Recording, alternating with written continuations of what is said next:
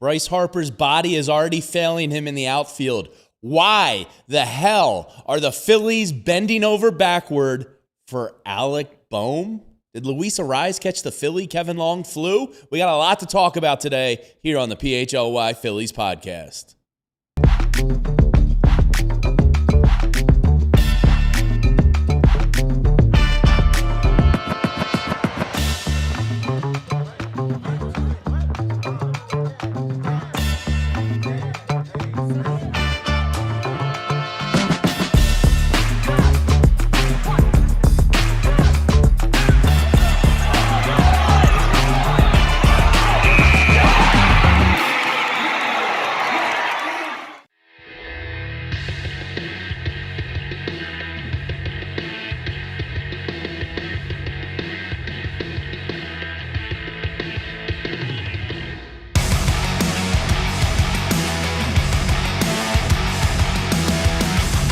Welcome in. Happy Wednesday, live from the Xfinity Lounge here at PHLY and presented by, brings me such joy every show to say this, our friends at Wawa. Get that sweet treat at Wawa now. This is the PHLY Phillies podcast. Jamie Lynch, Corey Seidman. And Corey, we got a lot to get to today, not to mention the Phillies play in a cornfield tomorrow, which will be very cool. We'll save that for tomorrow because we're back tomorrow at 12 o'clock. There's a rubber match today at 2 o'clock. We have to break down last night. We have to break down what the hell's going on with the Luis Arraez. We have to talk about a Bryce and Stott extension. But first and foremost, on the frontal lobe of every Phillies fan's mind, my text chains were humming last night. Why the hell are we jeopardizing the health of the Phillies' most important figure for Alec Bohm? I do not understand it. I will never understand it. And Bryce Harper should be back playing first base 2 nights ago. There's so many different parts of this that are confusing and ridiculous in some ways and defy logic. But yeah, Bryce Harper's your most important player overall, right? And the most important part of his game is his offense, like him at the plate. But he's apparently dealing with his knee soreness right now. There was a problematic. Yeah, so we'll talk in a little Too much raw milk. We'll talk a little bit more in depth about the report from Charlotte Varnes of The Athletic, but Harper's dealing with knee soreness. It sounds like it preceded the move to the outfield, but the outfield move has kind of exacerbated this issue. Love that word, by the way. It also might explain why Harper plays so shallow in right field. Like on one of our first shows after the switch, I mentioned that the data showed that Harper was playing much shallower than most right fielders play. Maybe that's because it hurts to start and stop. In Charlotte Varnes' report, it mentioned that that's when the pain surfaces for Harper, is when he starts and stops when he's running in the outfield. So the day of the trade deadline, when I was on with Cuz, when the Phillies made the Arraez move, we were on together. And my initial thought was, okay, this is going to be Stott to third base, Arraez to second base. You're going to keep Harper at first base, Bohm to the bench. But then the decision came down a few hours later from Phillies management. No, it's actually going to be Bohm to first base, Harper to right field. From day one, this didn't make a ton of sense, right? Like from day one, it shocks me the Phillies did not land on the conclusion of what makes us the best team offensively and defensively combined is Harper at first base and either Derek Hill or Brian De La Cruz in right field. Well, because funny, Corey, half the game's defense. Yeah, I mean, half of our emergency podcast when the news broke was, all right, Luis Arraez batting leadoff, and this is a perfect opportunity to put Alec Bohm on the bench. And neither thing happened because the Phillies are just so gung-ho about making this Bohm thing work. And look, Alec Bohm's not the worst player ever. We're not trying to make this like the guy can never debatable. get a hit. Like there are times, like, you know, he's picked up a couple hits. He made the final out last night, kind of weakly tapping out to shortstop. But like it's not like he's hitting 150. Okay, he's hitting 230. He's been okay, but it's just that it makes no sense to jeopardize Bryce Harper's health for this purpose. Like Bryce Harper has played every single day this season. Okay. His All-Star break was the equivalent of like 2 hours in the middle of the day between all the responsibilities he had, marketing events for MLB, the fact that the Phillies hosted the All-Star game, he participated in the Derby and the game, so he was everywhere that week. He didn't get an All-Star break. And now you're keeping him out there in right field. It's just there's so many layers to this that make no sense. Big picture, small picture, short-term, long-term, anything. Yeah, and not to mention he had Under Armour events in town, like in between everything else, and kissing babies, shaking hands, doing all that. So yes, the man hasn't gotten a break. He's talked about playing 162 as something he wants to do, and that's why Kyle Schwarber playing first. he said is important to him because he does occasionally need a day off here and there. But this is... Well, real quick. This is moronic to me. Real quick, so you just mentioned the Schwarber first base component of it because that's happened twice. We'll get to that because that is a thorn in my side. But that's also part of this whole decision. Like, the reason that you're needing to play Schwarber at first base and DH Harper is because Harper needs time off his feet. And so that's taking Schwarber out of games, right? So, and then you're taking Schwarber out of games for defensive replacements and pinch running situations because he's batting leadoff. The whole world is out of order. Oh, okay. So I see what you're saying because he's batting leadoff. So, it's screwing up several different elements. Defensively, defensive replacement. Yeah. You're taking your second best or maybe best bat, depending on how you define it, out of games because he's playing a position to give Bryce Harper time off of his feet because Alec Bohm is playing. This first base situation is a mitigated disaster. So, like, if Harper was still... Unmitigated disaster. If Harper was still at first base, you wouldn't have to play Schwarber at first. Yes. If Schwarber wasn't at first, you wouldn't have to take him out late in the game for a defensive replacement. Luis Arraez should be batting leadoff so that Kyle Schwarber isn't batting leadoff where you need a pinch run from him because you played 27 games this year where you've scored 1 run or less. See, actually, it's funny. To me, the Phillies have so many issues right now that the whole lineup thing, who's batting first, who's batting fourth, while that is a problem, to me, that's like 5th on the list of problems. Yeah, probably. I would put the Harper knee situation first. That's 1. The why is Bohm in the lineup to begin with would 2. be up there. The bullpen situation would be up there. Maybe the bullpen's worse than Bohm, but... Yeah. But, like, so the Arraez 1 versus 4, Schwarber 1 versus 4, yeah, it matters, but there's so many other, in my opinion, bigger things right now. But, like... The other night, that almost came back to kill them, the fact that they took Schwarber out of the game. It's insane. You know, they came 2 batters away from having to have Garrett Stubbs be up at the plate with, like, the bases loaded in extra innings because Schwarber was out of the game. So all of these things matter. They've all been magnified because the Phillies don't play cleanly on defense either. But this is just, like, there are so many decisions that they've made over the last couple of weeks that are either scream delusion or scream arrogance or just...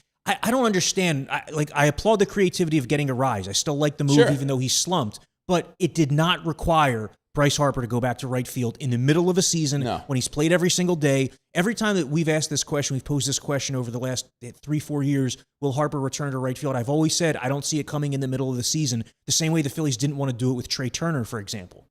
Okay, Harper offered to do it.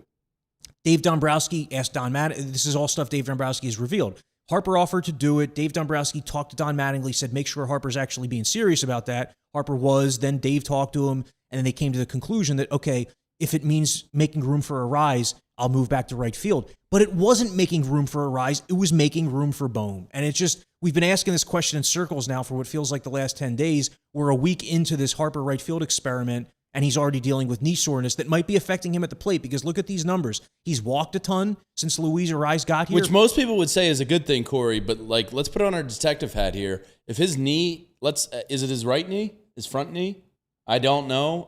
If it's his left knee, regardless, you're planning and driving when batting, and if you don't feel like your knee is feeling well, you might not plant and drive or your front step. That could affect your power, your approach at the plate. It's his left knee, so it's his back knee, and that's your one that's grounded. If that's not feeling well, that's going to change how you are in the box. Yeah, excuse me. And we've seen that over the last week that Harper has walked a ton. He's had good plate appearances. Another one last night to load the bases in the sense that he's spitting on these pitches that are just off the plate. So love that baseball term. He's locked in with his eyes. But he's missed so many meatballs over the middle of the plate. Like, think about some of these pitchers the Phillies have faced in recent days. Hunter Dobbins, Andre Palante, the definition of number 4, number 5, right-handed mediocre starters. The guys Harper should be clobbering, and he's gotten some pitches to hit, and he's fouled them off, or he's grounded out, and he's been frustrated with himself. At least he's getting on via the free pass. But I got to think that this knee situation is affecting him at the plate, too, and it just calls into question the entire thing, because the most important part of this entire thing is that Bryce Harper is healthy. And if that's not the case anymore, then you have no shot. Then yeah, exactly. I mean, Jason Stark, one of the great baseball minds and writers out there says, teams around the National League say that the Phillies have the best chance to compete with the Dodgers. If Bryce Harper's hurt, no the hell you don't. Because this team's not going anywhere without Bryce Harper. And want to give a shout out to Charlotte Varnes from The Athletic, who I'm going to read this from her piece yesterday, because this should irritate the hell out of every single Phillies fan. And shout out to everybody here in the chat with us. Holy Ass, always great to see you in here. The Question, 1988, Tim, a lot of our regulars are in here. So hit that thumbs up button for us, and hopefully we can get the health right on Bryce's knee. But here is what Charlotte said from her story. I'm just going to read it here. It's a little snippet, and it's not great. The pain, Harper said, mostly comes, as Corey mentioned, when he suddenly stops or breaks in the outfield. There is no pain with hitting or running. You can believe that if you want. I don't. Harper said, though, he thought Monday's start at DH had more to do with the hot conditions in St. Louis than his knee. Quote, obviously it's bothering me a little bit, Harper said, but we'll see. I'll take a DH day anytime I can get it, but I don't think we're at that point yet. Harper has played all 120 games this season and hopes to play 162. Playing right field rather than first base may make that goal more challenging. But Mattingly says he feels 162 is realistic for Harper, barring anything happening where he absolutely, quote, has to have a day. It remains likely Harper will spend the vast majority of the next 42 games in right field, and this is the part that made my blood boil. Mattingly said Monday he is, quote, absolutely committed to Alec Bohm at first base, though Kyle Schwarber has started twice at first in the past 3 games, mostly to give Harper some time at DH. The most frustrating thing to me about this whole process, this whole ordeal, is that because of how highly scrutinized this was from day one, and because of how illogical it looked from day one to move Harper back to right field midseason just to make room for Alec Bohm, it makes it less likely that the Phillies are going to actually pull the plug on this right now, because it would be like a clear admission of how just ridiculous this decision was in the first place. Yeah. It almost like is admitting like, yeah, that was a bad call by us. We were wrong. And so instead they're probably going to play out the string with this, and it might result in Harper, the knee deteriorating more. It might I don't know if you're going to be able to just play through this. Maybe you can. Like Harper, I think in that piece mentioned that this is like sort of his spring training time of year in terms of outfield play since he's so new to it within the season. But I don't know if he's going to be able to like run his way past the knee soreness. He had a play the other night. It was into the gap, off the wall, stayed in play. And I think an everyday right fielder makes the play. He looked like he was running with a piano on his back. Yes, Bryce Harper is a baller, and he will show up and play and grind and not complain and do what's best for the team. That doesn't mean it's what's best for the team. Exactly. And just because he's willing to do whatever it takes doesn't mean that like you have to be the adult in the room and say like, we appreciate that you're willing to do whatever it takes, but mate, that might not be what's best for us right now. How many years remain on his contract? A bunch. 7? Yeah. And you need to protect that. And he's going back. It's already been established that he's going back to first base after the season. That this is just a short-term temporary thing. We always thought, okay, if he moves back to right field, it's going to be because the Phillies got a Pete Alonso. No, it was because the Phillies needed to make room to keep their 8-hole hitter who has a .288 on base percentage and ranks 135th in all the offensive categories. Got to keep him in the lineup, Bohm, even though he's not here after the year. Yeah, and he's 30 years old and again, looming free agent. He does serve a purpose in some ways, Bohm. Yeah, he can be a bench player. He can be a bench player. I'm not even saying DFA him. Just put him on the bench. Why can't he be a right-handed bat off the bench when you have a tough lefty in there with this lefty-heavy Phillies lineup? To me, this is clear, no-brainer decision. Derek Hill / Brian De La Cruz in right field / center field. Bryce Harper at first base. Put to bed this whole notion of Bohm being your first baseman, Harper being your right fielder. I don't understand what the upside of that even is. The upside of that is that maybe Bohm goes on to one of those streaks where he hits .330 over the next 6 weeks. Maybe, but probably not. You know who's more likely to do that? Derek Hill. Well, I don't think he's more likely to do it. Okay. But fair. Derek Hill makes an impact every time he's in the lineup, though. This boils down to not Bryce Harper versus Alec Bohm. This boils down to Derek Hill / Brian De La Cruz / Justin Crawford. And Bryce Harper's health. Because, and that's the most important of all. So you add all those things together. De La Cruz / Hill are probably a better overall player. You have the scales of justice. Yeah. Brian De La Cruz, Derek Hill, Bryce Harper's health, Justin Crawford playing, Alec Bohm. Yes. For the people listening on audio. Seems like common sense. I'm doing the arm thing here where one is a lot heavier than the other. And yes, it seems like this is malpractice at this point. Yeah, and I know we're harping on it, but this is a really big deal because it's not just like the lineup, it's also the long-term health of this team, which is going to determine how far it goes in the playoffs. You know, we talk all the time, what happens if they miss a pitcher? A guy gets hurt for 2 or 3 starts, they'd be lost. Well, same thing if Harper's out of the lineup for a week. And also, Why is him playing 162 games such a big deal? deal? I don't care about that. I saw Castellanos' name, and I got chills right away. Like, I used to think it was admirable. Like, okay, cool. Like, he doesn't really play that hard in the field. He doesn't have any long-term health problems. He doesn't have recurring back and knee issues like Harper does. If he wants to do it, cool. When Bryce Harper says that, I'm like, dude, we need like 7-8 more years out of you here. Yeah, like with Castellanos, it was a neat little thing in playing 162 because the Phillies were, honestly, my interpretation of that with Castellanos. They didn't have any other right-handed bats. Well, but also Castellanos was so disappointing during his tenure here that it was almost like a way to show like, well, look, he's providing value in this way. He's out there every day, and when you're out there 162 games, your counting stats are higher because you're out there every day. With Harper, none of that's a factor, right? No. He's going to have a good season. The numbers are going to be good at the end of the year. He doesn't need to play 162 to prove that he's this gamer. We all know he's a gamer. We all know he does whatever it takes. I thought he deserved a day off quickly out of the All-Star break just because he had no break. But they're gung-ho and playing him every day. I mean, the counter to this is if it is important to him and he tells Dave Dombrowski and Don Mattingly, look, this is something I want to do, you're going to give him the leeway to do it. But at the same time, one of the hardest parts of being a manager, and this kind of applies to Cristopher Sanchez possibly last night, is you have to look out for the players' long-term health and availability. And Don Mattingly, we'll get into that coming up shortly. Chris Sanchez last night going out after 89 pitches.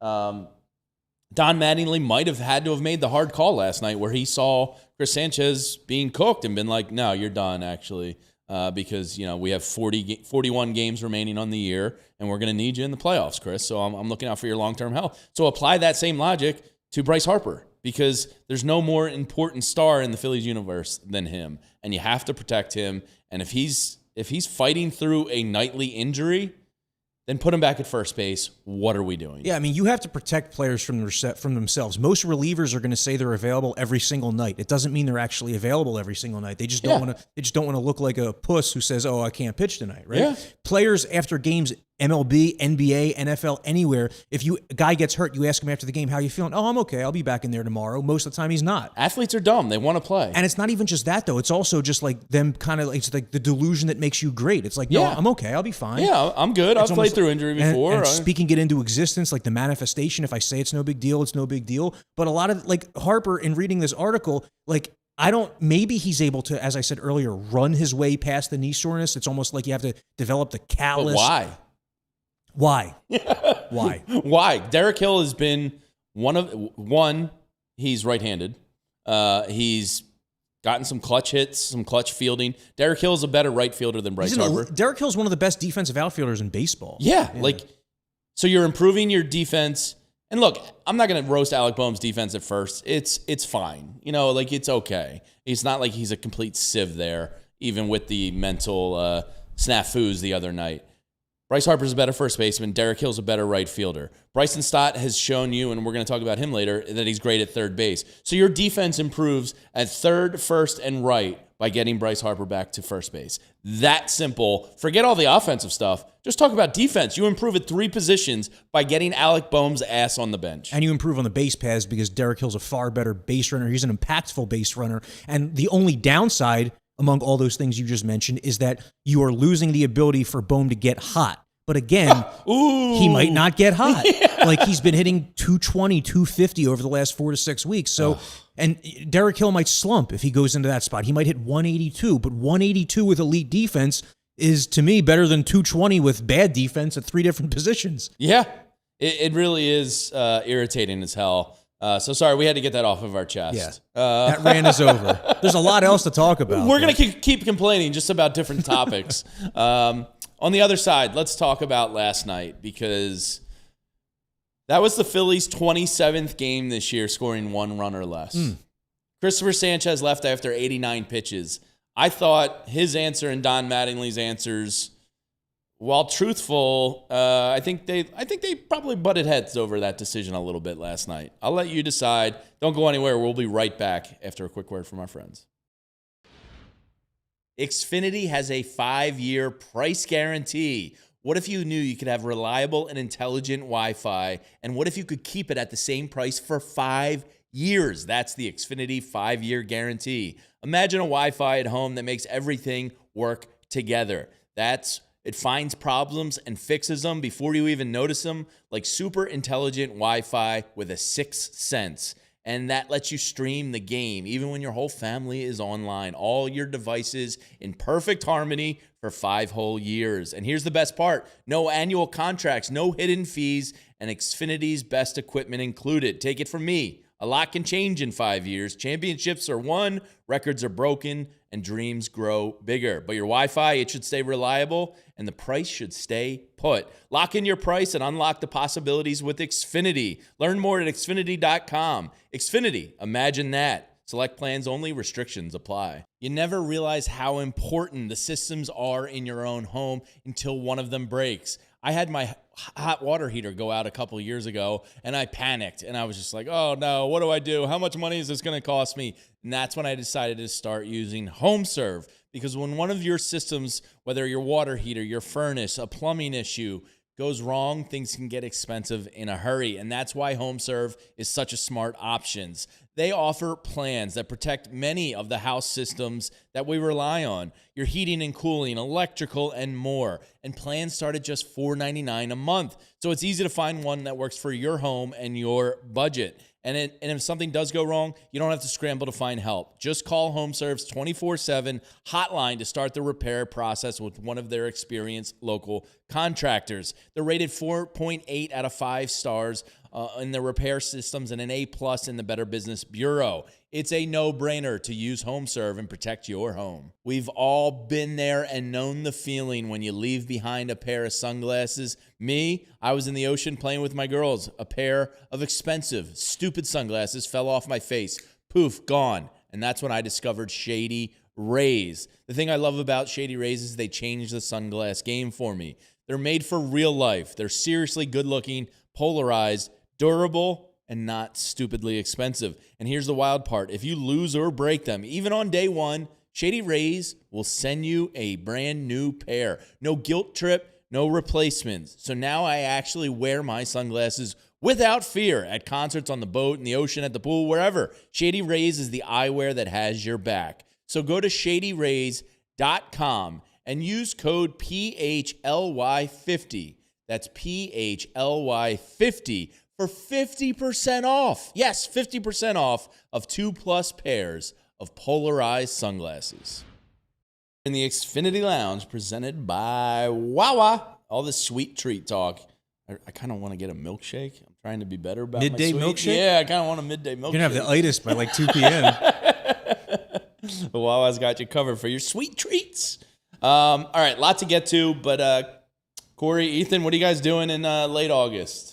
You want to get bougie and go to the Fittler Club and be a real aristocrat? Do I ever? Yeah, well, join us August 26th.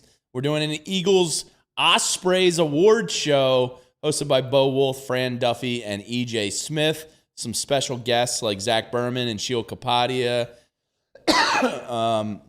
And some others will be joining the show, plus a ton of special guests dropping in virtually on the show as well. So a lot to look forward to. There's VIP options, there's general admission, food, drinks, revelry, laughs, good times. So if you want to join us, please go to allphly.com, go up to the events tab up top, and we hope to see you there. All right, there's a lot to get to about last night's game in particular. I'll give you dealer's choice here. Would you like to start with Cristopher Sanchez or Luis Arraez? Let's go Arraez. All right. Well, we will make Luis Arraez then our Evans Pest home field advantage, even though they were playing in St. Louis. Stupid stadium with stupid fans, stupid arch. I'm sorry. Your city's probably fine. I'm just salty about last night. Luis Arraez, Corey, is now batting sub 200 as a Philadelphia Philly. When I made today's thumbnail with Ethan, I put Phillies flu. I kind of had Luis Arraez in mind. There was a tweet out there yesterday, Luis Arraez since arriving with Kevin Long, and it was him like batting with a trash can over his head, and like I'm still laughing about it. Baseball's a weird sport. It's a law of averages sport. He's going to come back around. I have no doubt about that. But it is very funny in a very non-funny way that the guy that's leading the National League in batting average comes to Philadelphia and immediately forgets how to hit baseballs. It is so on brand for us. It just strikes me as this is the downside of Luis Arraez. Like, this is why four teams parted ways with him. Like, there is a clear upside to him, which we saw in the first 3 games when he came through with runners in scoring position, Luis Arraez. And there's also the downside, which is he extends the zone a ton. He does not walk, swings at everything. Last night, Phillies load the bases with extreme patience. Schwarber walking, Harper taking all those pitches against Caleb Ferguson, and then Luis Arraez swings at a low and in fastball off the plate, weakly grounds into a 3-2-3 double play because he's also not a fast runner. He is thrown out at first base to complete that double play. Game pretty much ends there for the Phillies. And, you know, with Arraez, it's surprising because he just does not do this. He doesn't have hitless skids. The last time he had You sent this last night, and I just went, oh, of course. I mean, of course, right? Of course, as soon as the Phillies get him. But he hadn't had a 3-game stretch going 0 for 15 since August of 2021. Like, first 4 games of the 2025 season, he went 1 for 18, but it wasn't 3 straight games making 5 outs a game like this and not getting any walks. Like, he hasn't been on base in 4 games now, and this is the downside of Arraez. The other part of this is that Bryce Harper clearly, I think I might have said this earlier, if not, I said it on Anthony's show, Bryce Harper clearly has confidence in the fact that Arraez is behind him, as indicated by the fact that Harper's taken all these walks. Earlier in the season, when it was Alec Bohm behind him or Brandon Marsh in a skid behind him, Harper felt like he had to do more and he was swinging more, being more aggressive. Now he's more prone to take the walk. But Arraez hasn't been holding up his end of the bargain. No, and the question begs, and Holy Ass I see says move him to lead off. Corey, when we did the emergency podcast presented by Xfinity last week, me and you both assumed he would be the leadoff hitter because that, to me, just made sense. It's not like you were still going to have Alec Bohm in the 4-hole here protecting Bryce Harper. If you put Luis Arraez in the leadoff spot, you most likely have Turner 2, Bryce 3, Schwarber protecting Harper 3. So he still gets a bolster behind him. It's still a left-handed bat. And again, last night, it rears its head again because Kyle Schwarber wouldn't had to have been removed from the game for a pinch runner. The fact that Kyle Schwarber keeps getting removed from games, whether for defensive purposes or base running purposes, tells me he shouldn't be at the top of the order again. Yeah, it just can't happen. You can't take your best bat out of a game when you play in so many one-run games. It's none of this, like, my head is twisted up like an Annie Ann's pretzel. Like, none of this makes any sense on any level. Especially because, like, if you only score 1 run in one of those extra inning games, the game is probably going to be prolonged because the other team there's a 61% chance the team score that 1 run from second base in extra innings. Yeah. So, like, you shouldn't be just doing everything you can to optimize for that 1 run on the road when there's a chance the game's going to continue on anyway, and now you lost one of your best bats. So in your opinion, in my opinion, I'm open-minded to a lot in baseball. I know the game has changed so much over the last 25 years, so I have to go with the flow, and I was open to Luis Arraez batting 4th. I saw the sense it made, and I know he's batted 4th a little bit with the Giants, and he's done this at small points in his career. To me, this just screams put Luis Arraez back at leadoff, Turner 2nd, Harper 3rd, Schwarber 4th. I guess you go Marsh 5. Maybe you could move Stott up to 5. Like, you can't avoid the lefties in this lineup. It's going to bite you somewhere. Maybe I don't know who's batting 5th. Figure that out later. I care about my top 4 right now. So I'm looking at Luis Arraez, his splits in every batting order position, and he has at least 200 plate appearances everywhere 1 through 4. 320 out of the leadoff spot, 312 batting 2nd, 345 batting 3rd, 275 batting cleanup. Case in point. And I mean, the sample size is not as big as it is for him in the leadoff spot. Teams have not liked to lead him off for the last 2 years. I think the reason that teams have been hesitant to lead him off lately, Arraez, is because he's so clearly has his own plan at the plate. Sure. He's not the traditional leadoff man who's going to get up there and take a lot of pitches, let the rest of the guys behind him see what the pitcher has. He's up there to swing early, make contact early, and try to hit a single. So in that sense, he's not the prototypical leadoff hitter, but yeah, anything should be on the table right now. Like, this batting construction isn't working either. So whether it's going Arraez leadoff for a couple days to see if it works and moving Schwarber down a couple spots, whether it's Bryce and Stott leading off for a day or two, I'm not saying that's the long-term answer, but just right now, this mix, it doesn't seem to be clicking. Like the Phillies, yeah, they've won 7 of their last 11, but they've done that without coming through with runners in scoring position for most of it. So it's not like this is an infallible offense or it has to be the correct batting order. Yeah, and stop crying so much. I agree with you. Like, if you need the one run in a tight game, like, you do kind of need a pinch runner there for Schwarber. It's more the fact that he shouldn't be batting leadoff is the point I'm making. Because does Kyle Schwarber ground into... And look, Luis Arraez hit that ball kind of on the nails last night, the double play.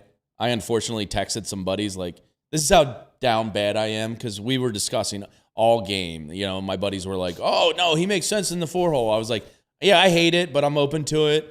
And then he started telling me I was going to eat crow for the next week, and it was like a running bit. And then last night I was like, here comes the double play. I was like, are you guys sure? You still want him in the 4-hole? He's hitting below 200 now. I would simply put him somewhere 1 through 3 and attack this differently.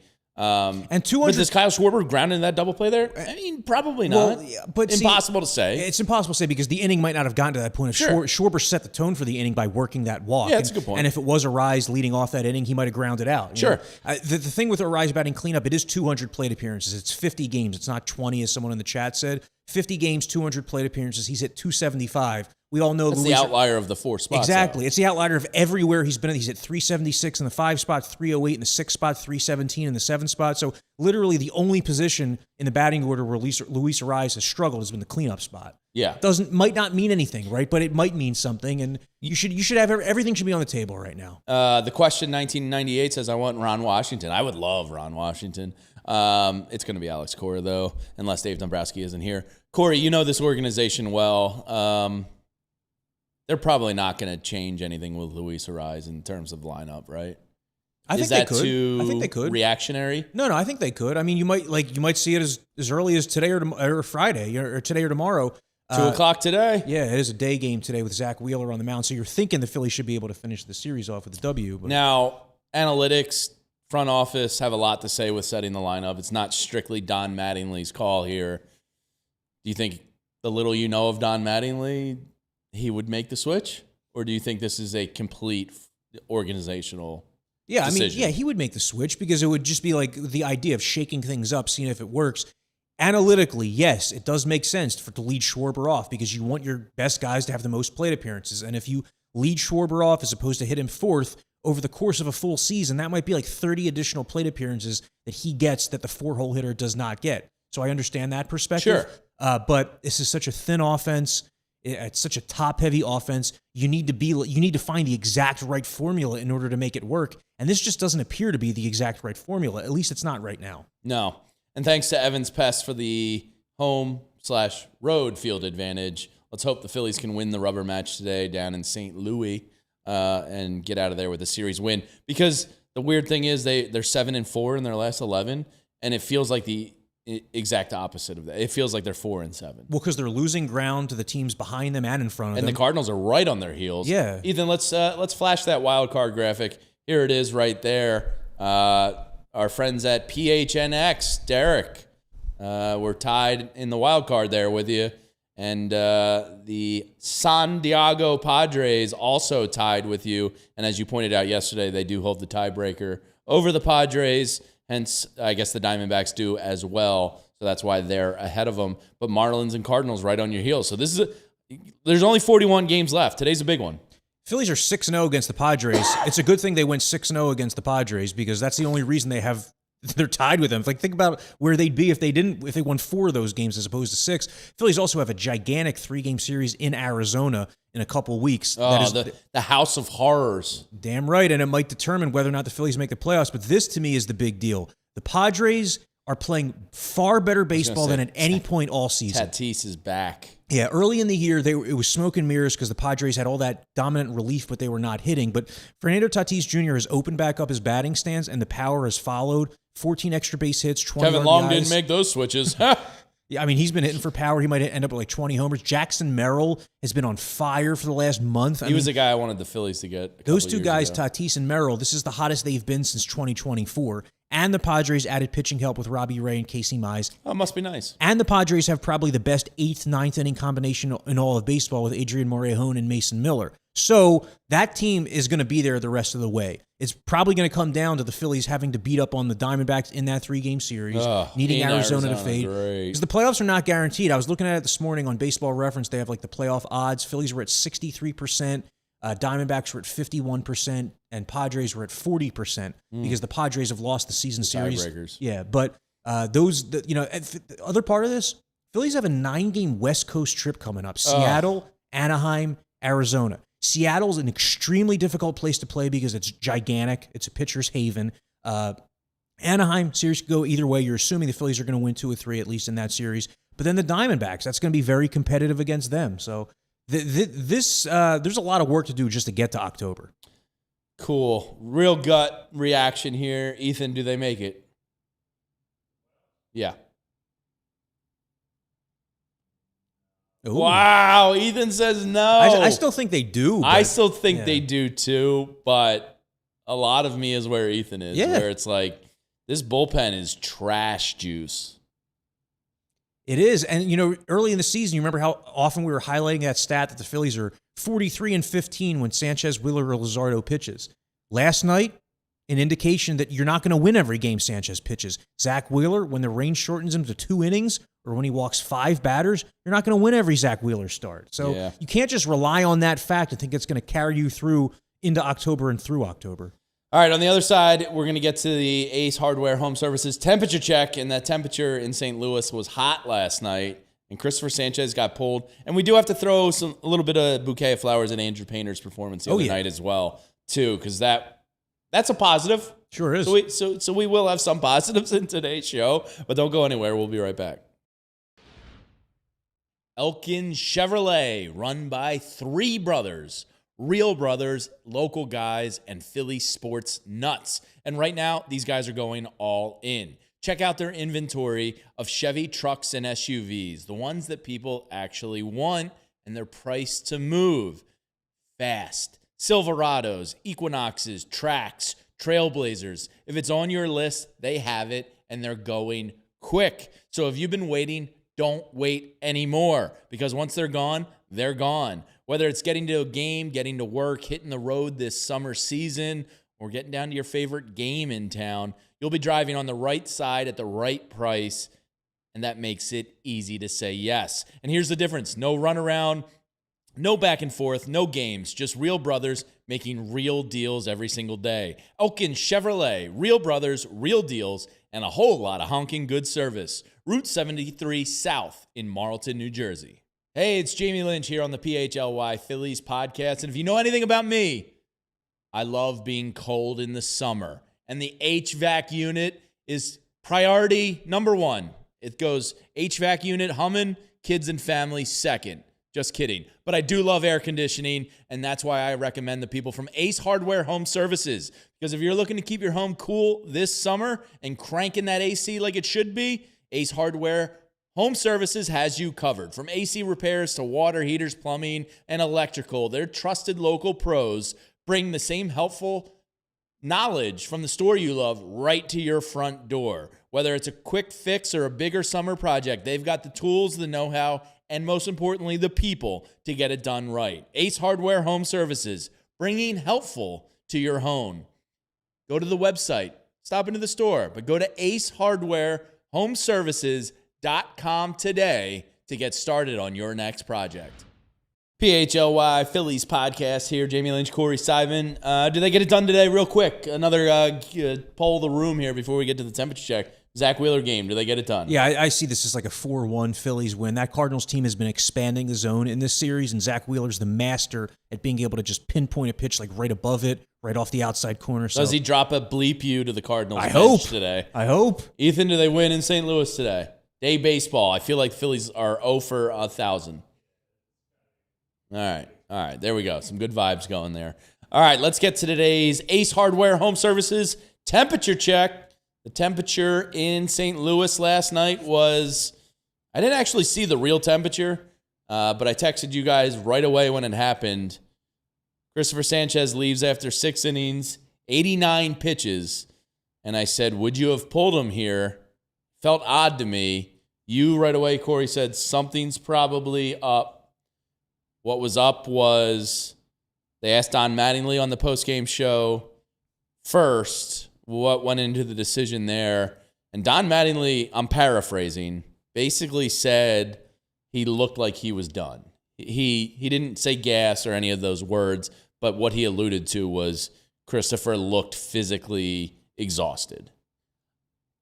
Then they went to Cristopher Sanchez at his locker, and our pal Jim Salisbury asked the question, and Diego, the translator. Now, this is where I wish I spoke Spanish so I could pick up on like tone and like, not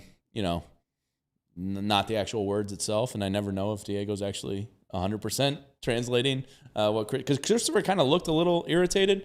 They asked him about it, and he was just like, yeah, it was hot. I was kind of like exhausted. I think I tweeted out, and then Jim followed up with, was it the heat specifically that got to you? And he basically said yes. And then he said, the type of pitcher I am. I'm never going to say I'm gassed, but Don's the manager. He did say joint decision. Yeah, mutual decision. Mutual decision or joint decision. So he wasn't like throwing Don under the bus, but something tells me he didn't love the decision. It was kind of like he just deferred to Don, who was probably looking out for his best interest the remainder of the season. If he looked gassed, he looked gassed, but that allegedly is the reason why he left after 89 pitches. So if Sanchez didn't want to come out of the game, he would have argued to stay in. Him saying it was a mutual decision tells me he was okay with it, honestly, because athletes always ask to stay in the game. Think about Roy Halladay, how badly he wanted to stay in games. Think about Zach Wheeler doesn't ever want to come out of a game. To me, that's an acknowledgement that Cristopher Sanchez said, like, yeah, I probably am at the end of my rope today. I will say that having watched a bunch of games last night, it was oppressively hot all across baseball last night. Like in Baltimore, or rather in Minnesota, I was watching Bailey Ober sweat his ass off on the mound. Jake Irvin in D.C. was sweat. These are the dog days of August. Yeah. This is when it's hot and it's humid and it's uncomfortable.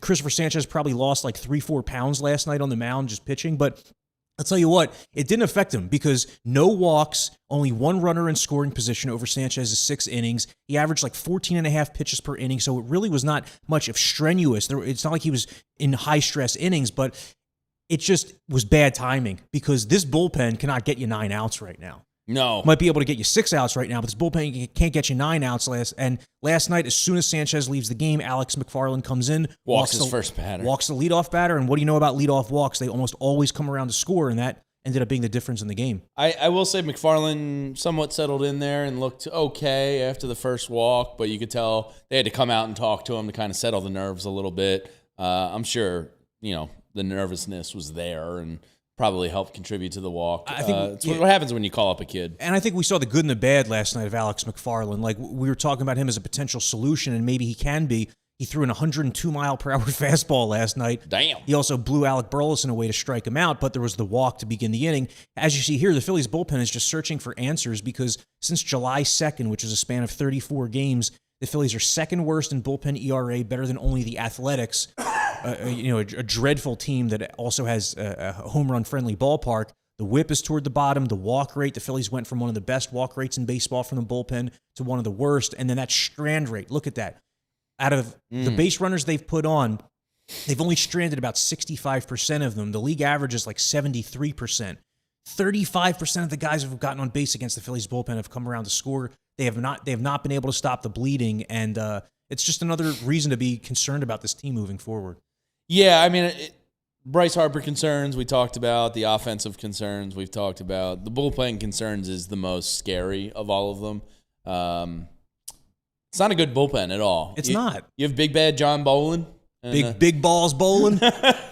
And you have Johan Duran, and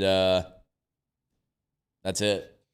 Honestly, it really is it because, maybe Kerkering or Alvarado can get hot, but you can't rely on them right now. Not in a high-leverage spot. Not in a high-leverage spot. I don't want to ever see Orion come in with inherited runners. I just feel like it's over. They strike me as two guys who will not be back here next season if the Phillies miss the playoffs or have a quick exit. Orion? Yeah. I think he'll be gone. I think Alvarado will be gone. I think Bohm will obviously be gone.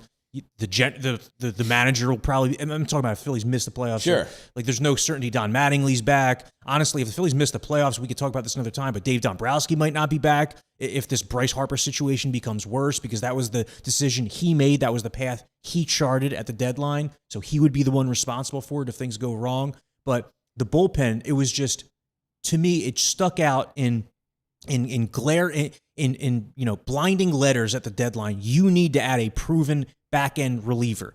And I'm not saying it would have been easy to do. I'm not saying that everybody would have been available on all the bad teams. But to come out of that deadline with Caleb Killian, that was your answer in the late innings, a guy who's totally unproven. And Raleigh, a lefty specialist who could be good, but he's a lefty specialist. Yeah. I was setting my fantasy lineup the other day, and is he brothers with Luke?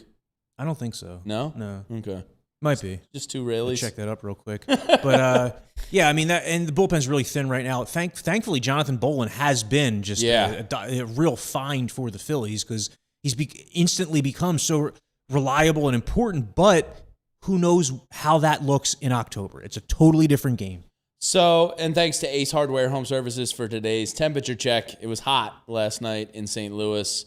The trusted pros from the store you love, right to your front door. Corey, a name was DFA'd the other day.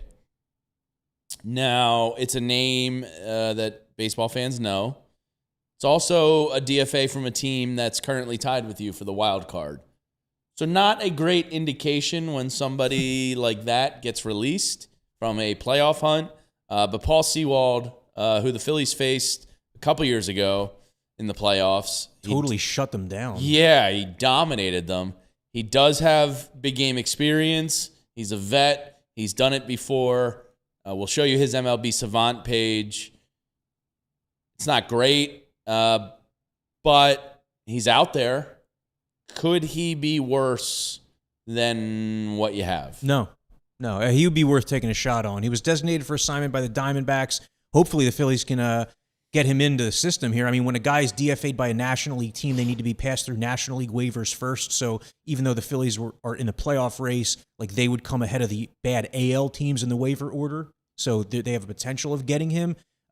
He was great. 2023, the NLCS, Kevin Ginkel and Paul Sewald pitched like John Wetland and Mariano Rivera, But with Sewald, the reason that the Diamondbacks DFA'd him is because he lost the closer's job and he was going into lower leverage, but then they realized they needed more length out of that spot. They signed Zach Littell, who was just DFA'd by the Nationals. They wanted a long man as opposed to like a sixth-inning guy in Sewald. But I would take a shot. Yeah, he struggled this season, and yeah, he can be hit prone because he's not one of those put-away closers, but he's a guy who has big game experience, who's gotten outs in the playoffs. Would you really trust him less right now than Orion Kerkering or Jose Alvarado? No.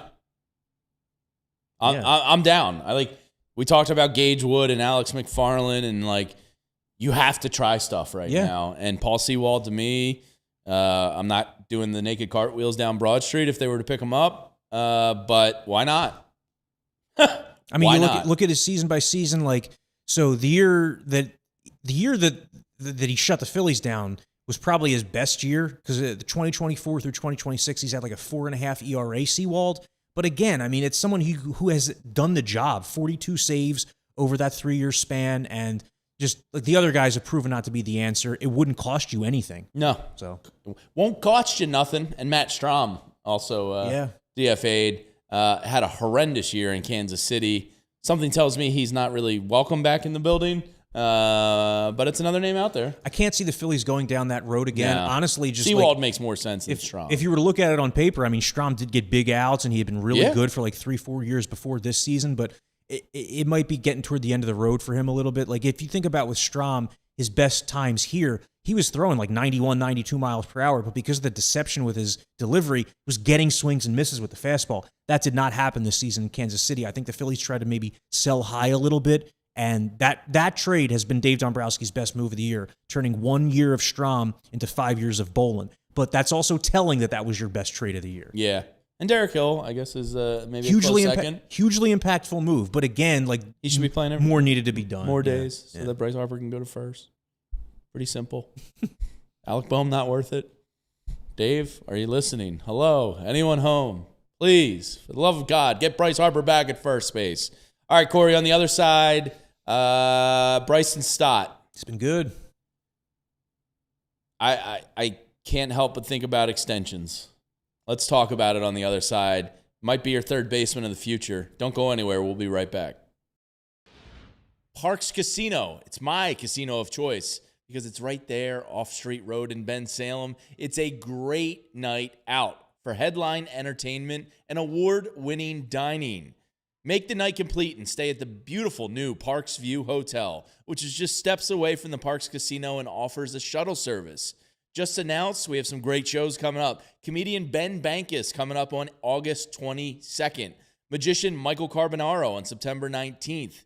Tickets still available for these headliners at Parks Casino. The Excite Center is magnificent.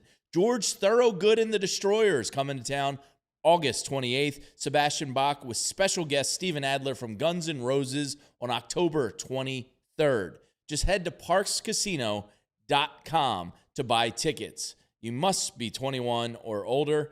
Gambling problem? Call 1-800-GAMBLER and make it a great date night and stop by one of the terrific restaurants that Parks Casino has. We all know that feeling. You've had a full meal, but you're not looking for a meal anymore. You're looking for that little nightcap, that little sweet treat to end your day, and you want something and you know exactly where to get it. That's where Wawa comes into play. There's one like a mile from my house. I just head down the road. And my go-to time, anytime I'm feeling a little sweet treat, they've got so many options depending what you're in the mood for. If you're feeling rich and creamy, you've got to try the strawberry cheesecake cream smoothie. My girls love something that tastes like summer. They go with the pina colada float, can't miss. Or if you're looking for something you can really just dig into, the caramel cookies and cream parfait is seriously hard to beat. It's the perfect afternoon pick-me-up or late night. Little reward after a long day for that late night dessert run. No matter what you're craving, Wawa's got ice cream parfaits, floats, and cream smoothies ready whenever you are. Gotta have a Wawa. PHLY Phillies podcast. Jamie Lynch, Corey Seidman with you. Corey, the lineup's out for today. Tell me Alec Bohm's on the bench. He's batting eighth. Tell me Bryce Harper's playing first. He's in right field. So nothing I wanted. Tell me Luis Arraez is batting leadoff. He's batting cleanup. Shortman leadoff spot. It's everything you did not want, Jamie, but we'll see. It might result in a win today. I am thinking like 4-1 Phillies. Yeah, it's Wheeler. He should be pissed after last game. I like their chances today. Yeah, but I don't like that lineup at all. What are we doing with Alec Bohm? I do not get it. He's not going to be here anymore. He's 30 years old. Could you imagine if Bohm does have like this turnaround for the ages? My God. All the clips the Phillies would be able to put together on I will montage. Eat part of a basketball. I won't eat a whole basketball, but I will cut up a piece. I'll eat a live crow on air. We'll get you a crow outfit, and we'll drink out of little petri dishes and peck some bird food. Couldn't you see that, like the whole montage of like the doubters? They all doubted him. You know? We'll be the first ones to make fun of ourselves. Don't worry if that happens. I feel pretty confident it won't happen. All right, Bryson Stott. He made 2 plays last night that Alec Bohm could not happen. And one of them was potentially, I thought at the time, a game-altering, game-saving type of play, turning the double play on the high chopper to third. And then he made another really nice charge on the ball and a throw to first that Alec Bohm wouldn't even. The second one, I don't think either play Alec Bohm even attempts. He has seamlessly transitioned to third base like he's been playing it his entire life. This dude is defensively special. His batting approach and clutchness is back on full display. He is a cornerstone piece of your younger guys. And what's he, 28 now? 29 maybe? Of your younger guys, he's probably the piece I feel best about for the future.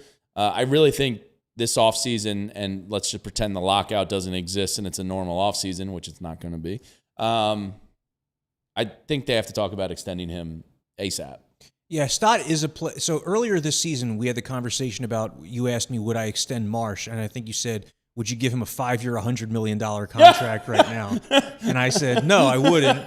Because, but no, I'm not saying that, like, but. No, it's funny to look back on that comment. Sure. And so it's almost a similar thing where you're saying, okay, Stott now is at the peak. Okay, do you believe in it enough? Do you extend him? I said no to the Marsh thing because while he had been good offensively for over a year, I just didn't see the need to do that so ahead of time when you probably need to find everyday outfielders, and I'm not sold on him. Bryson Stott, totally different conversation. Bryson Stott is an everyday player. He gives you value offensively, defensively, on the bases. He's a guy in his late 20s who's coming into his own now as a player and has shown you he has the versatility to play second base, third base, and you can even probably play him at shortstop still at this point. You know, he's still young enough that you could still probably play him at shortstop. He'd have decent range, probably be like a middle-of-the-pack average defensive shortstop. But, yeah, I would think long and hard now about the Stott thing. I mean, he's a free agent after 2027. He probably wants to be here long term. It's the only organization he's known. There's obviously the well-known relationship with Bryce Harper. So yeah, I mean, I don't know what it would take. It's pretty early to start thinking about it, but the Phillies want Bryson Stott to be here long term. They also don't have a ton of internal answers in their infield. Because like the Aiden Miller portion of this is humongous as well. Aiden Miller has not played all season. He's not going to play. He's not going to play. It's very cute and comical that they're like, oh, yeah, he's going to resume base. Why? There's a month left. There's no baseball left to be played in the minors. There's a month left in the AAA season. He hasn't swung a bat yet. He's not playing. Yeah, he's not playing. So a total lost season of development for Aiden Miller, who now no longer can be penciled in as next year as a starter on the left side of the infield. And if he's not, if he never develops, that makes Bryson Stott crucially more important. PHLY says, can Miller play second base? I mean, the better question is, can Miller play? Yeah, that's the focus now. Just get him on the field. Yeah, I'd be lying if I said I didn't have long-term concerns. We've talked about Aiden Miller a lot here on the show, but it's been an underrated bad thing in the Phillies. They've just ignored the story. Because he hasn't been able to develop, so they didn't have him as the prospect chip that they could have used in a trade. That could have brought you a big-time trade piece this year if he was healthy and enticing another team. And even beyond that, if Miller performed this year, he might have come up for Alec Bohm. Alec Bohm might have been... They might have cut ties with Alec. You know what I'm saying? So it has 100%. It has had so many ripple effects, not just this season, but moving into the future. And for a farm system that has been barren at the top end, it's a brutal blow. And I think the guy that was taken, forget the name in the team, is it the Yankees? Somebody was taking 26. George Lombard Jr. Yeah, Lombard just came up, and it kind of gave them a little bit of a spark. And he was taking the pick ahead of Aiden Miller. So it's not out of the question. He could have contributed and helped the club this year in a big way. But I did see one of those, blind rankings the other day, and it was OPSs among second basemen in Major League Baseball over the last, I think it was 3-year sample size. I think Bryson Stott was 5th on that list. So he has kind of resurrected, I think, the offensive concerns we saw the past year and a half, and even the first part of this season. He shows that confidence at the plate. He shows the ability to work in at bat. And he hasn't done it. It's not like he's gone outside himself to do it. It's not like he's turned into some different hitter, or it's not like he's tried to hit home runs. Bryson Stott's just dying over here. He's just done everything that we've expected him to do from the time he came up, which was take pitches, hit gap to gap, be a singles hitter, make stress pitchers out by taking a ton of pitches. And he just the bat-to-ball skills right now are elite. I mean, he's getting deep into counts, and he's finishing them with hard contact. There's just nothing to dislike about Bryson Stott. And all year long, he's probably been the Phillies' best offensive player in clutch situations. Third base or second base of the future? I guess it depends on what the free agent market is. And third base is pretty thin. So, strong chance he stays at third? Well, they could move him to second if you want to. There's this third baseman who's going to be out there in free agency this year. His name is Alec Bohm. No, I'm just kidding. So Stott, I think it's just going to depend on where the Phillies go, who they find. But it gives them versatility that they can now find a second baseman or a third baseman. Whew. Looking at some of these second base contracts around the league, it's not a cheap position. They're top. It is a little top heavy.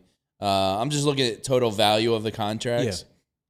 So you have Bogart, Simeon, Horner, Altuve, Marte. What's the Nico Horner contract? Nico Horner was 6 years, 141, 23.5 per. So I'm not giving Bryson Stott that contract. No. He's probably somewhere between the J.J. Weatherholt extension and Ketel Marte. But those are different, though, because Weatherholt's at the beginning of his career. They bought out his arbitration. The reason I say Nico Horner could be an analog is because they're at similar points in their career where they just played out the arbitration He is 28 as well, yes. But Horner is probably viewed as a better player than Stott. Yes, he's won a couple Gold Gloves. Andres Jimenez, I assume he was bought out too since he's only 24. He's 15.2 per on average. I could see Stott being maybe a 4-year, what's like 4 times 16 or something like that. Yeah. Like 4 years, 64 million, 5 years, 80 million, something like that. Jimenez is 15.2. Jeff McNeil is 12.5. Polanco's 20. The thing about an extension this far out is that you have to entice a player to do it as opposed to just get the free agency. Sure. And so, like, from a player's perspective, it protects them against injury. From a team's perspective, you might be locking them in at a price you might not be able to get on the open market. So, like, this. And then there's a lockout, so this probably isn't that realistic unless they want to grandfather him into something that's more team friendly. But that's a good point, though. Like, with the looming lockout, if the Phillies offered Bryce Stott $64 million over 4 years in an extension, he might take it. He might take it because of the lockout. I think that kind of is the price range for him, that like 15 to 17 per year in that like 4-year range. Interesting. All right, before we get out of here, tomorrow is the Field of Dreams game. And it had me thinking today, Corey, I don't think I've seen Field of Dreams since the VHS days. Is that right? I don't think so. I might have to rewatch it. When's the last time you watched it? Probably when I was like 7 years old, mid to late night. I just remember being a little kid. The way my dad talked about that movie, it was like, "Oh, you got to see this.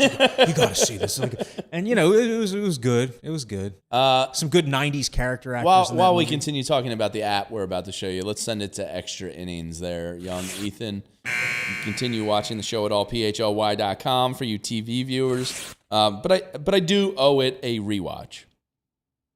It is going to be very cool to watch tomorrow night. We'll talk about it more tomorrow, but they have the old school scoreboard out in the cornfield in right field. The house is there. Bryson Stott's cleats we'll talk about tomorrow, like gets you a little verklempt. I'm looking forward to it. I think it's going to be a cool event. And, you know, MLB Network, John Morosi, everybody's out there. I think they have the high school All-American game going on last night. I think today is another... Is there a women's game there, and then maybe like a college game of some sort? So they're making the whole, what is it, Dyersville, Iowa? Mm-hmm. I care about the food. And I care about Bryce Harper not playing right field tomorrow. Honestly, I'm not joking. Like, that's an unusual field that he's not going to be used to. I do not want to, like, why even risk that? You know? It's a good point. Tomorrow should be a DH day for Harper. Stop Crying So Much says, I watch it yearly. Wow, that's dedication. My favorite Kevin Costner baseball movie is For Love of the Game. That's probably my favorite baseball movie overall. You ever seen it? I don't know if I've seen it. The one where he pitches a perfect game with the Tigers and he's reliving his love affair with Kelly Preston over the years. I do like Kelly Preston. Yeah. One of my early childhood crushes, Kelly Preston. Yeah, no, and Holy Ass says, after Jerry Maguire. Oh, yeah. she was the girlfriend that dumped him early in the movie, right? Yeah. Yeah, I know what you're throwing down there. Holy Ass says NOLA and no ABS will be nice. That is something to look forward to. And we'll continue talking about. But young Ethan, this little snack that is getting offered up tomorrow night at the game. What are those? That is elote corn bites. Ooh. Elote corn, the Mexican street corn, is like one of the great items in life. And it's corn season right now. The elote corn bites, they made it move a little bit. Yeah. Those look tasty. Yeah. My stomach's growling right now. So yes, tomorrow we will be back. Here's a look at the lineups and the probable pitchers. Aaron Nola, I like how you snuck that corn in there, Ethan. Game 1 tomorrow versus Taj Bradley. He's been really good this season, Taj Bradley. Yeah, and the Twins, this is an important... Look, as of tomorrow, there's going to be 40 games remaining on the season. They're all important. They all matter now. And the Twins are fighting for a playoff spot, too. You got Luzardo and then Painter. And as we get out of here, Andrew Painter took a really nice stride the other night. Him and Alan Ranhal had to go out there and eat innings, and he went no through 5 2/3, almost 6 or whatever it was. A really nice step for him. Starting to feel a little bit better about him being the 4-5 option. Yeah, absolutely. This last start from Andrew Painter was the best he's looked in the major leagues, and to me, very, very simple. Like, the analysis begins and ends at he is now missing bats with his fastball. There were starts early in the season he missed 0 or 1 bat all start with his fastball. Now he's doing it like a handful of times, if not more, per game. It just finally looks like a pitch that's like exploding, finishing on hitters late. The spin rate is probably up if you look at the data, and he's gaining confidence. Love to see it. So nice work there, Andrew. And Ron Hell back down to the minors, but he went out there and did what the team needed him to do, which was eat some innings, throw some pitches, and kind of eat it. And luckily they escaped with the win on Monday night there. let's hope Zach Wheeler and the Phils get it done today. We'll be back tomorrow right here at 12 noon. Thanks to Ethan Hartley behind the scenes producing today's show. Let's go, Phils. Please don't be as frustrating as last night, and we'll see you tomorrow.